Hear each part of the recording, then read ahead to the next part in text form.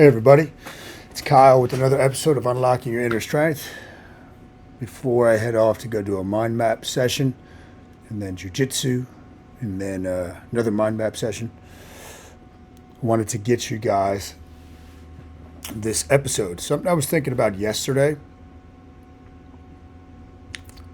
was something, I don't know why it popped into my head, but survival fitness, right? With everything going on in the world, let's pretend that there is an apocalypse coming, right? Where you can survive, but you need to be fit to some degree to survive that. So if that were the case, what would I, Kyle, the human strength expert, be recommending, or what would I be looking for? And I think I thought of this when I was going for a 2-mile run on Sunday morning. So last year I was dabbling and running a little bit more. Now that it's getting nicer out, I'll start doing that a little bit again. But I had in my mind that two miles is a good standard. Now, I'm not even talking about time, just being able to run 2 miles. So with this in mind, some of these might seem very, very difficult for you if you're a novice. Some of these might seem super easy for you. And I have one at the end that I would add for those of you that are more advanced. First thing, you should be able to walk for 30 minutes with a 40 to 60 pound vest on. Walking is very good for you. It's something that anybody can do. And once you start progressing and using a weighted vest, you're going to get a lot of conditioning. So I did my weighted vest walk this morning. Now I've been doing it for a while, right? So I use an 80-pound vest. I do farmer's walks with it. I use like 25-pound dumbbells. And I go for about a half hour. It's a nice way to break a sweat. But that is a pure survival skill. Being able to move a load, even a little bit more than yourself. So again, think if there was an apocalypse and you had to go across town, but there was no gasoline. There was no way to get there except for walking. And you might have to carry a bag with you. So that's where I came up with that one, right? Walking 30 minutes at least with a 40 to 60 pound weighted vest on. If that's too much for you, then you obviously start with your body weight and build up. It's a progression. It's a progression, guys. Mental toughness. There's 2 parts to this.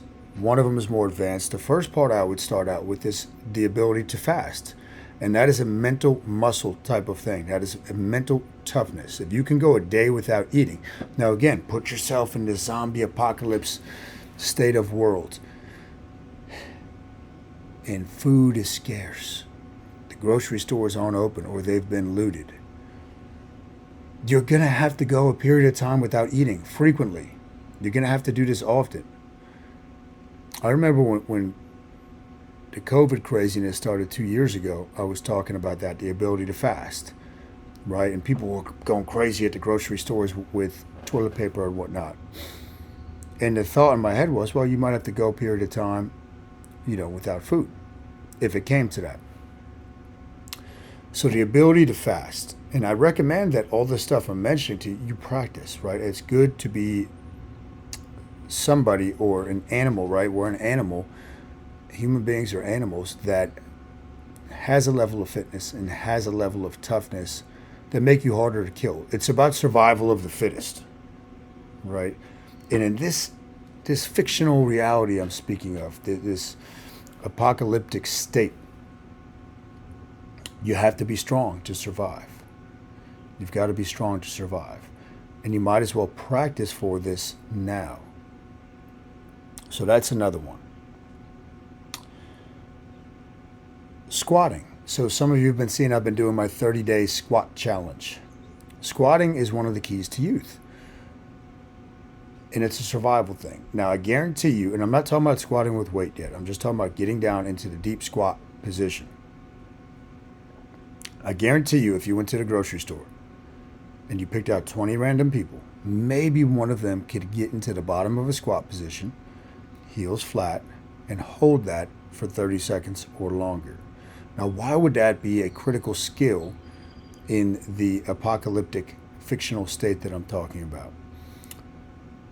Once you lose mobility, particularly in your lower body, your freedom level goes down. Your ability to move around goes down.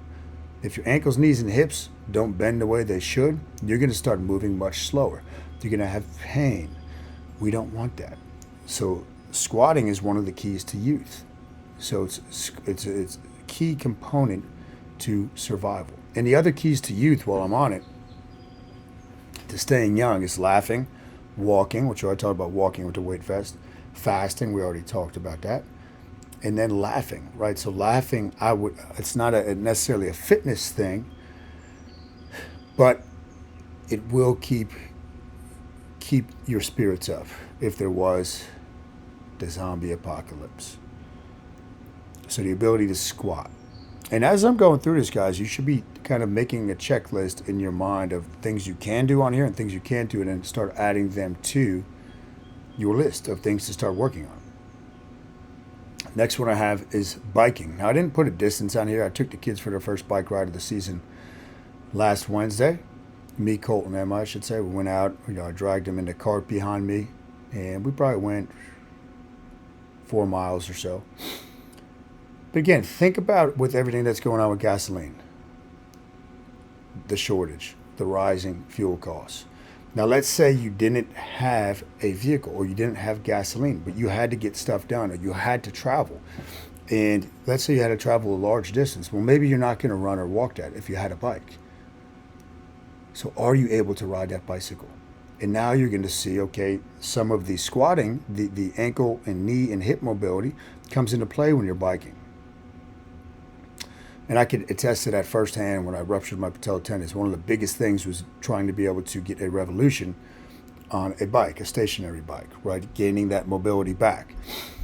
So the ability to ride a bicycle, right? Some of you probably have not ridden a bicycle in many, many years. I recommend you get a bike. First of all, it's fun. It's great to get the fresh air. And I was just asking Devin the other day if she wanted me to go get her bike tuned up or if she wanted to get a new one. Because again, I think you always want to be prepared for stuff, right? I think having a bike is a very smart thing, and the ability to ride that bike is even better. So that's one of the things I had on here. Now, another survival fitness thing. Now, remember what fitness is. Fitness is your ability to perform the task at hand. So if I'm a writer, like if I'm Stephen King, my fitness is based on, can I sit down and write 2,500 words a day, no matter what? So a lot of it has to do with your mindset and your rest. But sleep is going to be a big thing, right? Lack of sleep, or shall we say fatigue, makes cowards of us all. Test out the next time you don't get a good night's sleep or you get too little sleep and see what your state of mind is like. Everything becomes worse. Everything snowballs in your head, and your brain is hardwired for the negative.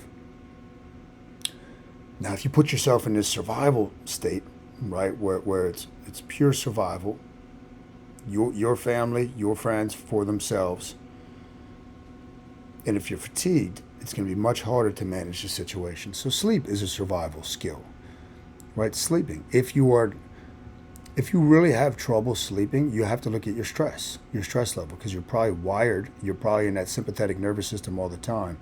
So that's why I put that in there. And then coming back, circling full circle, I should say, back to the beginning, as far as survival techniques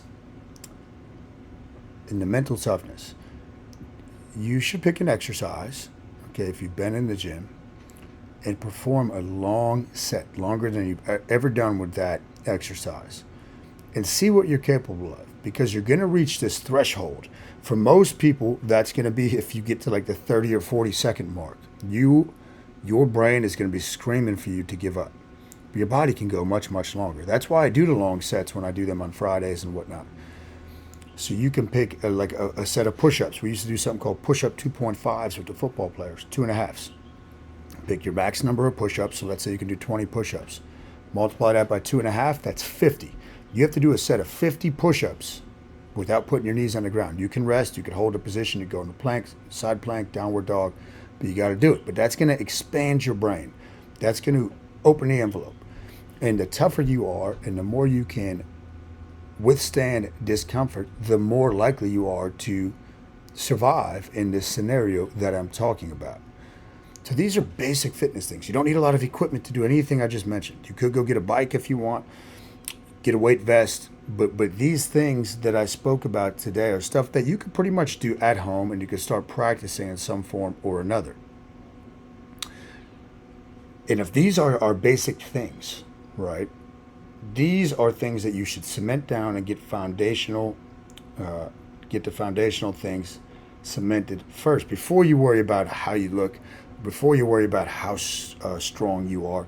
Get these survival things down. These are critical skills. And kind of on the same note before I wrap up, I always tell people, like, the way I view fitness now is, what am I going to want to be like when I'm 80? I'm going to want to be strong. I'm going to want to have a sharp mind. I'm going to want to have no pain. I'm going to want to have good endurance.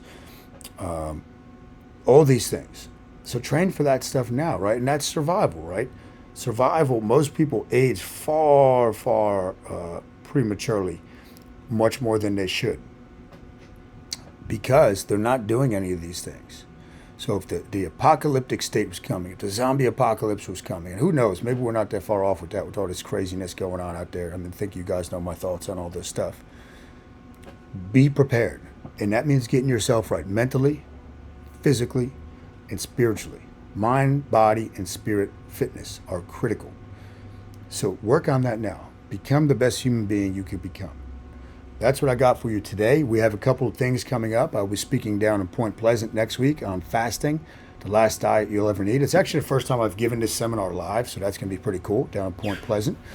And Thursday of this week, which is the 19th, we have How to Bulletproof Your Hips, Knees, and Ankles seminar over at Courtside Racket Club in Lebanon.